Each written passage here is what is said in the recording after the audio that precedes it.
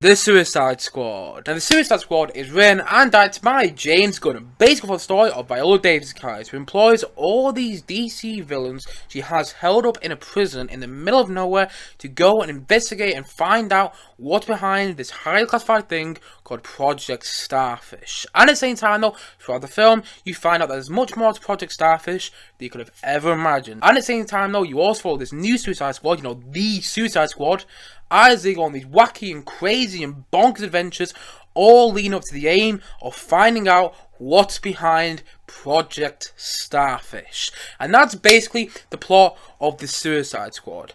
And honestly, I've got to admit here, I absolutely loved this movie. I found it so incredible to watch and just so fun to watch. And honestly, I thought it was bizarre, bonkers, baffling, and just brilliant. Honestly, I really did.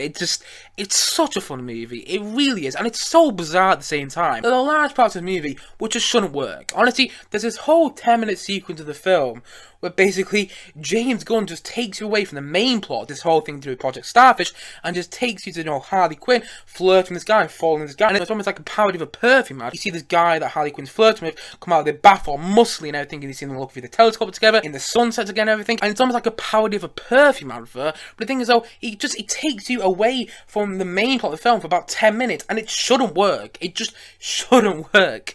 But the fact is, though, because it's James Gunn, it does. And you sit there for the whole 10-minute sequence of, Harley Quinn falling in love with this guy, and you sit there thinking, is this necessary to the plot? And then James Gunn brilliantly subverts your expectations, and it turns out it is incredibly integral to the plot, to the point that you kind of sit there and go, oh, no, that's just brilliant. That is just so brilliant. Honestly, I just absolutely love this film because it's subverting my expectations in so many ways. It's so much bonkers fun, and it's just so bizarre as well. There's so many parts of the film which just shouldn't work. Having King Shark in there, having a starfish, a big giant starfish as your main antagonist, and just, it's such a bizarre and baffling film as well. The fact that Warner Brothers spent so much money on this film and let James Gunn go free range and everything, they let him have complete creative control, and you just sit there and go, how? Honestly, some of the decisions they got away with, not to get too much away, but some of the decisions they got away with quite literally have you scratching the top of your head,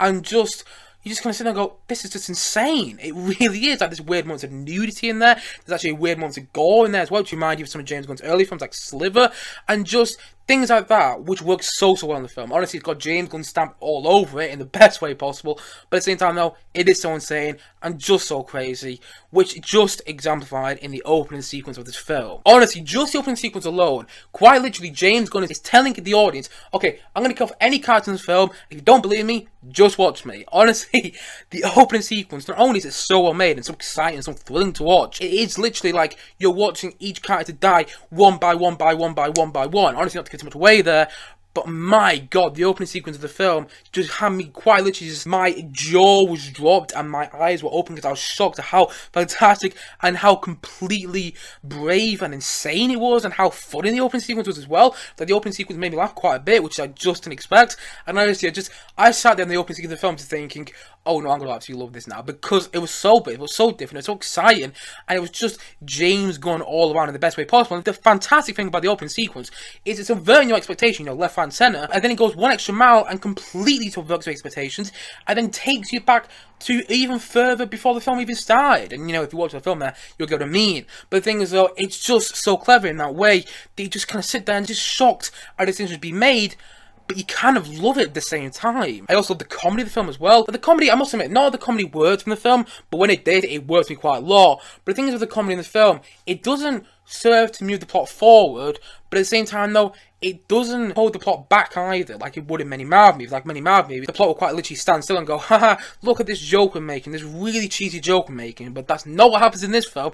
No, James Gunn just puts the comedy alongside the plot, so he moves the plot forward, at a gradual pace, but at the same time, though, it doesn't stop the plot. It's there, and it's used really well, and not all the comedy works for me, which I'm going to talk about a bit later in the review as well. But the thing is, though, most of it did. did, which is what I'm going to take from this film. And at the same time, though, I thought the performances were great. Just at the top, Margot Robbie is Harley Quinn in this film. Honestly, this is my favourite performance of Margot Robbie as Harley Quinn. And she's my favourite part of the first Suicide Squad film, which is obviously quite an awful film. And then, you know, I quite like Birds of Prey as well, and I thought she was good in that. But in this film, it is quite literally like James Gunn is executing his vision of Harley Quinn in the best and most insane and fun way possible. Honestly, there's an action sequence with her character which I liked quite a lot in the film, not gonna lie. And at the same time though, I also really enjoyed Idris Elba's Bloodsport in this film. He was much better as the film progressed. I didn't love him at the start of the film, but I did love him by the end of the film. At the same time though, John Cena really surprised me. His performance of Peacemaker was fantastic. I didn't think John Cena could act like this, and actually, he's great in the film. At the same time though, the guy who played Polka Dot Man, I forgot what his name is now, he's great in the film as well. And the fact that they had Polka Dot Man, such a weird DC villain in this film, again, astounds me, but in the best way possible. And at the same time though, they have Ratcatcher 2 in there as one of the main characters, as the heart and soul of the film. And again, I forgot the actress name he plays, but she's great in the film. And honestly, she's the heart and soul of the film. I didn't even realise that the heart and soul was there until towards the end of the film, and I was actually feeling a bit emotional in the scene with Ratcatcher 2, and I was literally like, oh my god, I'm feeling really emotional now. I don't even know how it gets to be this emotional. Because James Gunn quite literally slips the emotion in there in the best way possible. You just kind of sit there and like, I'm feeling emotional towards the end of the film. And I don't even know how. I'm feeling emotional at Ratcatcher 2. There's a weird character in there, and I thought that was great. I really did. I love the fact that the heart of the film is in such a unique and really weird character, and just, that works so well. At the same time though, Peter Capaldi is doing my favourite performance I've seen him do. Honestly, he's great as a thinker, and I really liked watching him in this film. I must admit, I didn't even know he was actually going to fit in this film, but actually, he fit really well. Actually, oh my god, almost got to mention my favourite character. King Shark. King Shark is quite frankly just brilliant. And having Sylvester Stallone, you know, Rocky and Rambo himself voicing that shark, voicing in the end a walking, talking shark, a dumb shark at that, just makes you laugh in the best way possible, and it is just genius. James Gunn is a genius with casting, and James Gunn is a genius with having characters like that. It's like Groot in Guardians of the Galaxy. Honestly, Guardians of the Galaxy has basically a talking tree as one of its main characters, and that sounds so rubbish and boring on the surface, but then actually when you watch Guardians of the Galaxy, Groot becomes one of your favourite characters, and that's the same here. Like, if you say on the surface, oh, we're going to put King Shark in this film, and he's going to be voiced by Sylvester Stallone, he's not going to talk that much, he's going to say a few words, he's going to go quite dumb, and he's going to be kind of a hindrance to the rest of the Suicide Squad, but you know what, he's going to be quite a big character in the end of things. You don't have to get too much away there, but he's quite an important character. I'm just going to place him in this film. How do you feel about that? And if you said that on the surface, you just think, is that going to actually work, having King Shark, a talking shark, voiced by Sylvester Stallone in the film? And then only does it work, it's genius. Honestly, the funny thing about this film is when Sylvester Stallone voicing a talking shark, and he doesn't even get in the list of the top 10 most bonkers things in the film, you're shocked, because this film is just so bonkers. I mean, King Shark is a perfect example of that. And at the same time though, there's so many other bonkers elements in there. I mean, it just gets so bonkers in so many parts of the film, and just the whole third act of the film is just so bonkers and just so crazy. You just watch this huge giant starfish there, and honestly, it's just incredible. And just the way James Gunn subverts expectations in this film is great as well. Like, I talked about the one sequence in particular to have Harley Quinn in this film, but there's another action sequence early on in the film to do Bloodsport and, you know, John Cena's character Peacemaker, where basically they're killing these people, and you think you're watching one kind of action sequence, and then it turns out to be another kind of action sequence, and it's great. You just sit there at the end and like laughing your head off, and it's so much fun to watch. It's a bizarre film, it shouldn't work, but the fact is though, it does, because it's all James Gunn, and it's James Gunn in the best way possible. You know, we have parodies of all these different films in there, and it works so well. And at the same time, the performances are great, and honestly, it's baffling how they made this film, and it's baffling that Warner Bros. Gave James Gunn the amount of money they did to make this film, and it's baffling the amount of decisions he managed to get away with as well.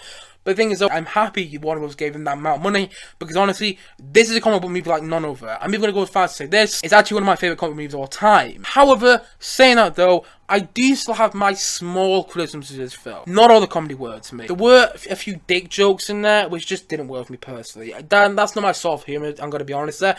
I mean, most of the comedy did work in the film, which generally surprised me. Honestly, comedy in superhero movies, most of the time, doesn't work for me. It doesn't work for me Deadpool, doesn't work for me most Marvel movies, and I'm not even going to lie, there's been some DC movies recently, like Aquaman, and, you know, Wonder Woman 94, where the comedy just hasn't worked for me. I mean, I enjoy Aquaman quite a lot, though, but the comedy don't always work for me in that film, though. But the thing is, though, the comedy worked for me surprisingly definitely more than I thought it would. It just didn't work for me all the time, that's what I'm going to say. There's a few dick jokes in there, and there's a few jokes which felt like they were aimed at teenagers in there, which just didn't work for me personally. And at the same time though, I've got to admit, I didn't love the soundtrack of the film. Honestly, I do like the soundtrack quite a lot, but I just didn't love it. And I wanted to love the soundtrack so much, because James Gunn is so great with his soundtrack in his films. Honestly, if you look at the soundtracks for the Guardians of the Galaxy films, they're so great. Honestly, after you watch the Guardians of the Galaxy films, you want to go onto Spotify, or in my case, go and buy the soundtrack on CD, so you can listen to it time and time again, because the Guardians of the Galaxy soundtracks are so good, and so fantastic. But the thing is though, the soundtrack for this film, it's great, I really like the soundtrack,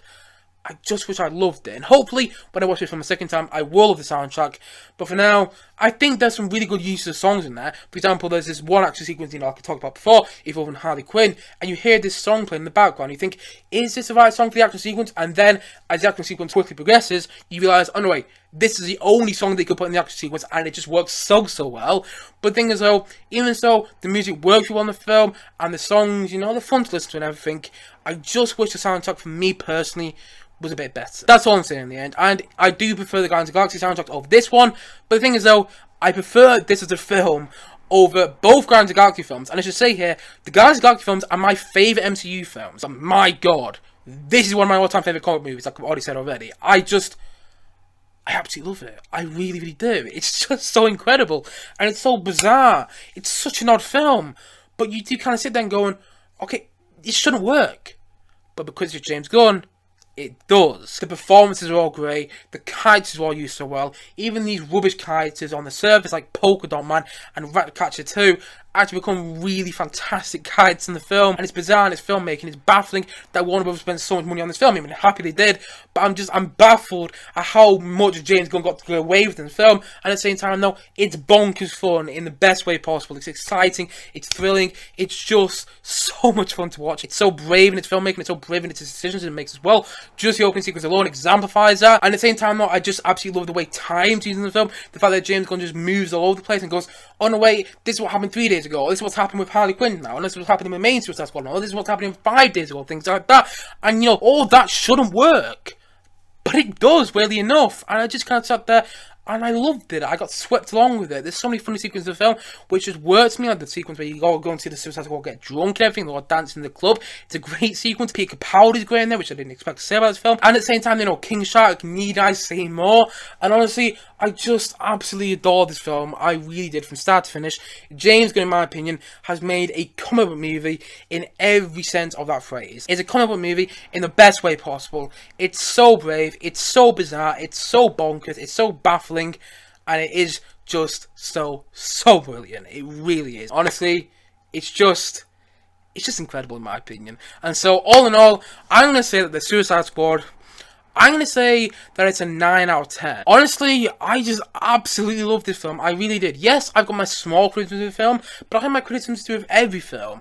And in the end, this film did not disappoint me. I went in wanting a James Gunn superhero movie, and in the end, not only did I get that, but I got it on another level, in my opinion. And just, it's so great. It's so much fun. It's one of my favourite comic book movies of all time. You know, having a huge starfish in there as your main antagonist, it's just so unique and just so James Gunn, but in the best way possible. And having Sylvester Stallone, you know, voicing a king shark in there, voicing a talking shark in there, it's just genius, in my opinion. Having these characters, these DC characters, you know, most of which we haven't heard of. I mean, obviously we've heard of Harley Quinn before. But the thing is, having characters like Peacemaker and Bloodsport and Ratcatcher 2 and Pokemon, you know, characters I haven't heard of before, having them as main characters in the film just makes it work so well, and just in such a special way.